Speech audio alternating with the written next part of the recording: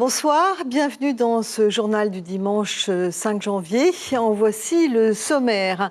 La galette des rois, impossible de s'y soustraire. Elle envahit les étals des supermarchés et même chère dans les pâtisseries et boulangeries. Elle se vend comme des petits pains et se décline maintenant en multiples parfums. La Vespa, ses inconditionnels, ils sont réunis au sein d'un petit groupe qui a fait son tour de l'île aujourd'hui. Nous les avons suivis jusqu'à Tiareil. Alors, le sport fait-il partie de vos bonnes résolutions pour 2020 ? N'attendez pas trop si vous voulez être d'attaque pour le marathon de Moorea. Certains s'entraînent déjà dur. La nostalgie, on l'aime cuite à point et servie dans une pâte feuilletée. Notre séquence Tahiti d'antan nous emmène ce soir à la rencontre d'un célèbre boulanger qui vient juste de fermer ses portes. Ce reportage de 1996 lui est dédié ce soir. Et puis, vous n'avez pas pu passer à côté de cette inquiétude qui grandit aux îles sous le vent. Après Bora Bora et Raiatea, Maupiti aussi est atteinte par une mortalité anormale des poissons. Des photos prises dans les différentes îles montrent des dizaines d'espèces lagonaires flottant à la surface de l'eau. Les commentaires vont bon train, des plus fantaisistes aux plus raisonnables. On évoque même un phénomène d'étillage, c'est-à-dire une baisse du niveau de l'eau qui s'est déjà produit en 2001. Une sorte de marée basse exceptionnelle en fait. Quoi qu'il en soit, nous y reviendrons demain avec un reportage complet. À peine remis des festivités du Nouvel An, nous voici tentés par les galettes des rois. Le deuxième dimanche après Noël, c'est la tradition en Polynésie. La galette est au menu, sauf à se contenter de produits industriels proposés par les supermarchés. La vraie galette artisanale est délicieuse, mais elle a un prix entre 2 800 et 4 000 francs. Mais les clients se pressaient en nombre dans les boutiques spécialisées. Thierry Stempfler et Jacques Damour. Galette ou pas galette ? Galette. Bien sûr. Oui. Chaque année ? Oui, tous les ans, on essaye de se faire plaisir en début d'année. On nous a enseigné ça et on perpétue la tradition. Galette, bien sûr, oui, en famille, à la maison. Ouais. Comme la tradition ne se discute pas, voyons l'offre. Ici, dans cette boulangerie très en vogue de Punaouia, il s'est écoulé près de 500 galettes depuis ce matin, avec 5 choix de parfums, même si la plus populaire reste évidemment la frangipane. Après, tu as les couronnes des rois qui sont au sucre et aux fruits. À 20 bons kilomètres de là, cette petite pâtisserie de Haroué propose une atmosphère beaucoup plus feutrée, mais ne vous fiez pas aux apparences. On a vendu 600 galettes. Bon, là, il ne reste que 13 fèves, donc ça va être compliqué, mais normalement, on est censé faire des galettes tout le mois de janvier. Et autre surprise, ce chef pâtissier est connu pour ses galettes rectangulaires. Pour nous, c'est plus pratique et puis ça change de l'ordinaire. Avec ce petit plus pour vous titiller le palais. On a rajouté une pâte sablée en fait, qui rajoute un croustillant à notre galette. On a mis des brisures de noisettes et du coup ça donne quand même un goût un peu plus noble. Retour dans la ruche de Punaouia où pas moins de 20 employés s'activaient pour répondre à la demande. Et gros plan sur ce qui est l'une des grandes tendances cette année. On soigne l'apparence des fèves.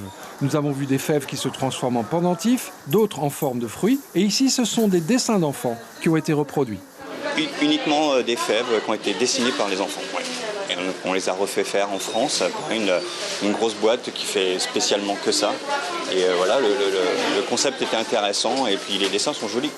Du côté d'Haroué, les clientes restent fidèles à la tradition tout en ne refusant pas quelques audaces de forme et de goût.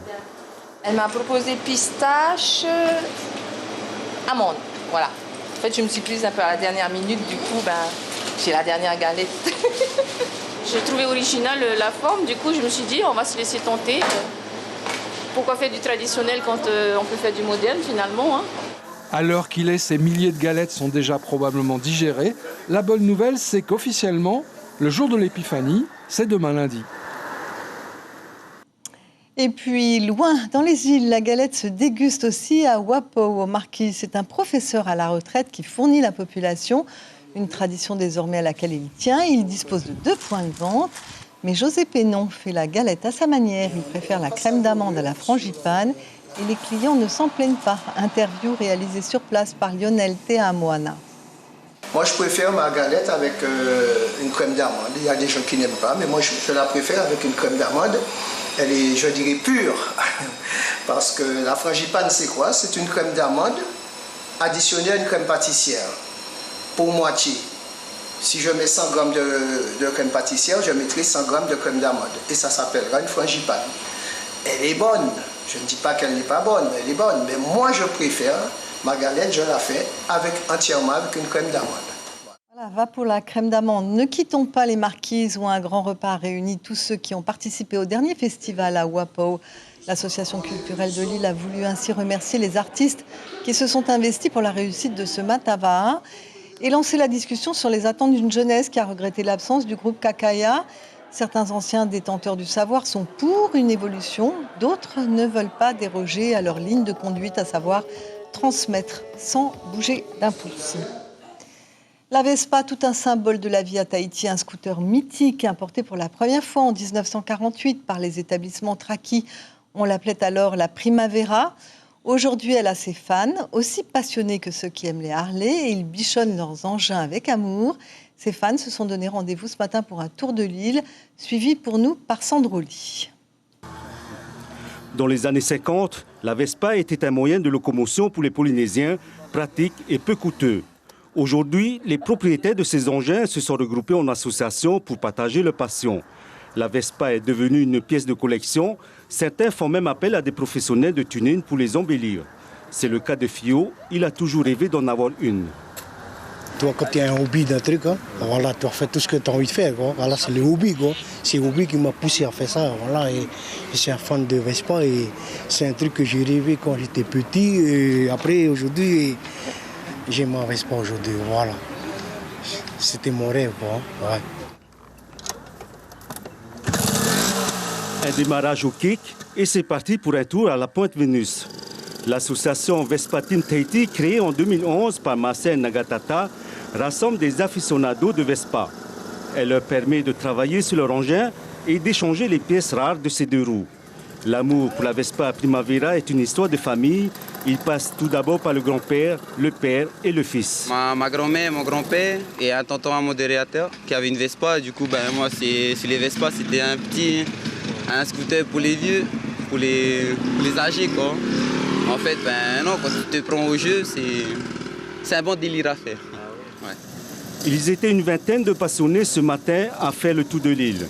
Prochain arrêt, Hitiaa, pour le Grand Tamarad, dans le but de récolter des fonds pour un déplacement en Italie, le pays de la Vespa, et de rencontrer sur place les clubs d'aficionados de ce deux roues. Voilà, et puis Ignacio Rameno me souffle dans l'oreillette que Vespa, il paraît que ça veut dire guêpe. Un rappel à la prudence. Un accident de la route s'est produit cet après-midi à Mahaena, au PK33.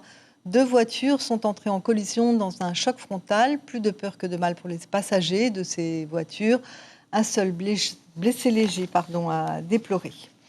On part à Wallis et Futuna.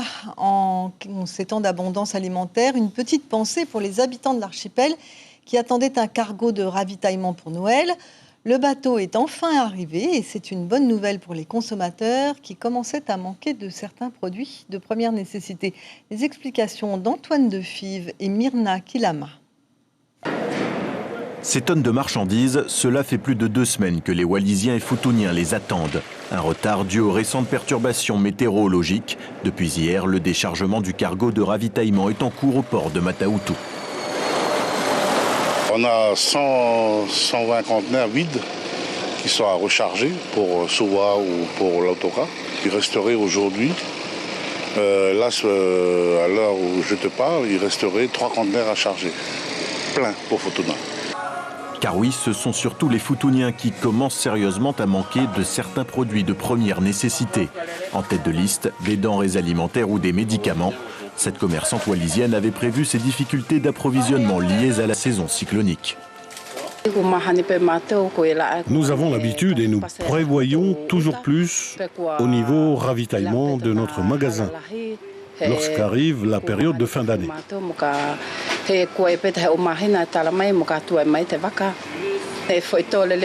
Résultat, personne n'a manqué de rien pour les fêtes.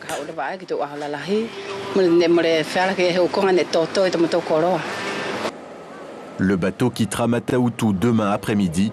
Selon les prévisions, il devrait arriver à Futuna lundi matin. Un mot de l'actualité en Australie. Les images qui défilent en permanence sur les réseaux sociaux illustrent bien l'ampleur des incendies qui ravagent plusieurs régions du pays.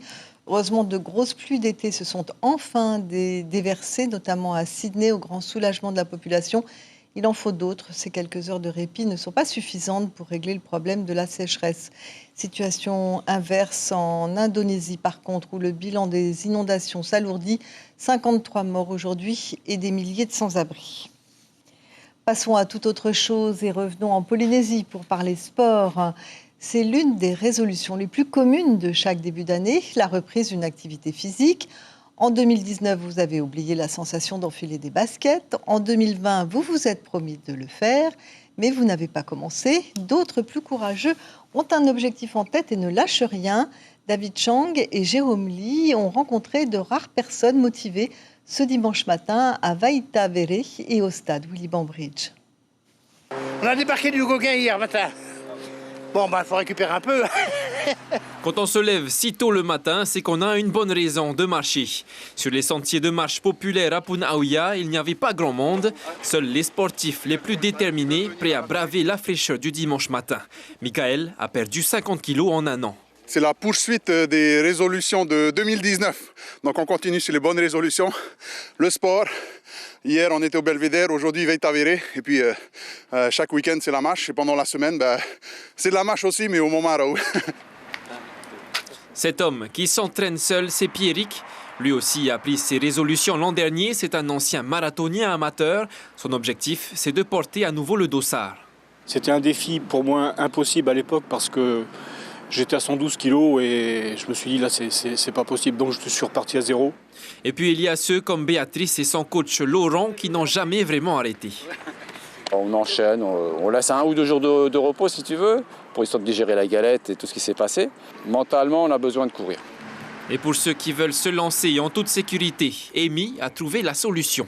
Je fais un échauffement de quelques tours, 5 tours à peu près. Ensuite, je m'étire parce que c'est important. C'est important de s'étirer. Et ensuite, je pousse un peu le cardio. Comme Patrick, Béatrice et Laurent ont également pour objectif de courir le marathon de Moorea, prévu en mars.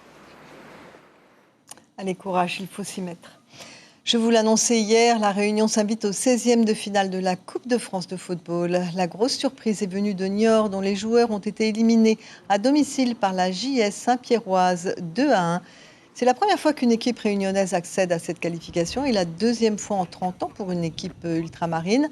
Un match à suspense puisque l'un des joueurs réunionnais a marqué contre son camp. Mais finalement, 2 buts de ses camarades permettent à la JS Saint-Pierroise de poursuivre son épopée. Cela signifie aussi que les 3 buts de la rencontre ont été marqués par des Réunionnais qui ne boudent pas leur plaisir malgré la boulette de l'un des footballeurs de Saint-Pierre. On voit cela avec ce reportage de nos confrères de Réunion la Première, Aurélie Constant et Thomas Lemoulec. La Saint-Pierroise a pu compter sur le soutien de ses supporters, très confiants juste avant le coup d'envoi. 1-0 pour Saint-Pierre. Saint-Pierre. Seulement 1-0 Oui, il ne faut pas être vorace. 3-1 pour Saint-Pierre. 1-0 pour moi, ça suffit. Pour la Saint-Pierroise. Confiant. Très confiant et je suis à fond avec la Saint-Pierroise. Après une première mi-temps très calme, euphorie à la 58e minute avec l'ouverture du score de Saint-Pierre. Une joie de courte durée puisque Niort égalise à peine 5 minutes après et la déception se lit sur les visages. Mais la Saint-Pierroise n'a pas dit son dernier mot et marque son 2e but à la 75e minute. Un but qui scelle la victoire du club réunionnais. Saint-Pierre était largement dessus aujourd'hui, même si c'est une équipe ultramarin. C'était super hier. Et vive la Saint-Pierroise. Saint-Pierre au début était un peu trop crispé. Il jouait avec la peur. Et après il s'est libéré. Le match est mérité. Ah non, on est fiers de Saint-Pierre. Vive Saint-Pierre! C'était super, ils ont bien joué, ils méritent de gagner. Donc le prochain, on va voir ceux qui vont tomber et on sera fiers. Voilà, on est fiers déjà. La Saint-Pierroise réalise l'exploit de se qualifier pour les 16e de finale de la Coupe de France, une première pour un club réunionnais. Et comme nous en avons pris l'habitude le dimanche soir, refermons ce journal avec notre rubrique Onotao. Ce soir, reséquence de la Galette des Rois, un reportage qui date de 1996 et dans lequel vous allez reconnaître un certain boulanger dont l'établissement vient de fermer ses portes. C'était il y a 15 jours à peine.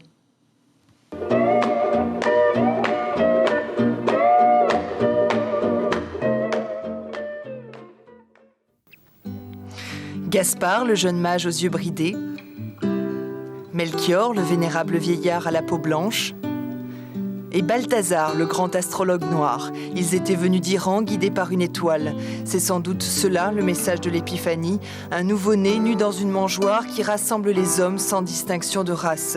Au culte des mages, devenu populaire au Moyen-Âge, celui de l'enfant soleil a toujours été associé, un soleil qui éclaire le monde.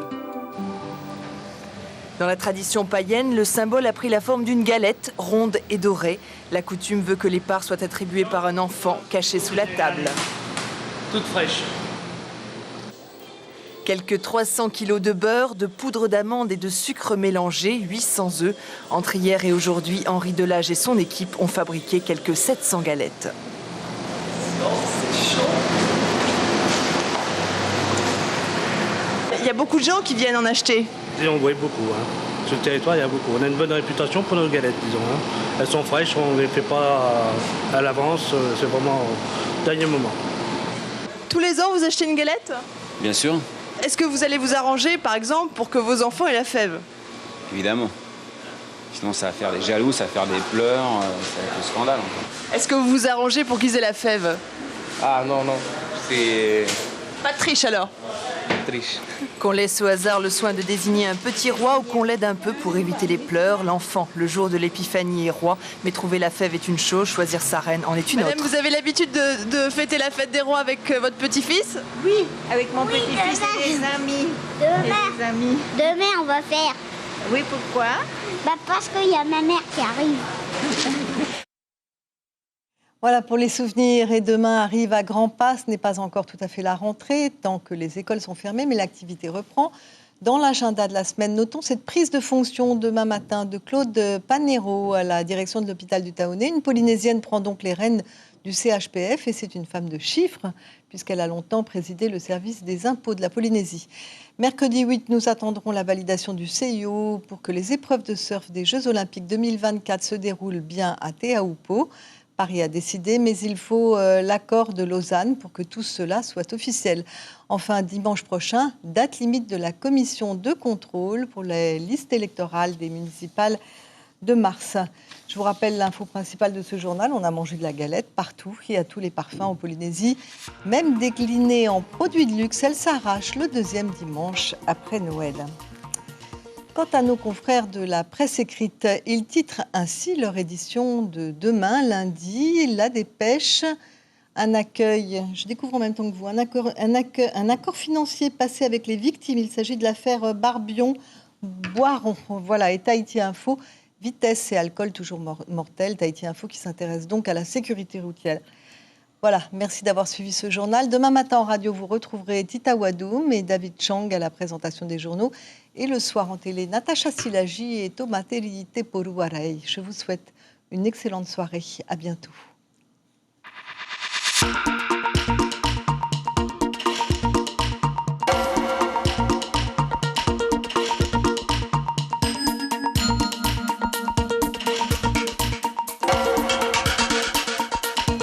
Retrouvez notre journal en replay sur notre site internet.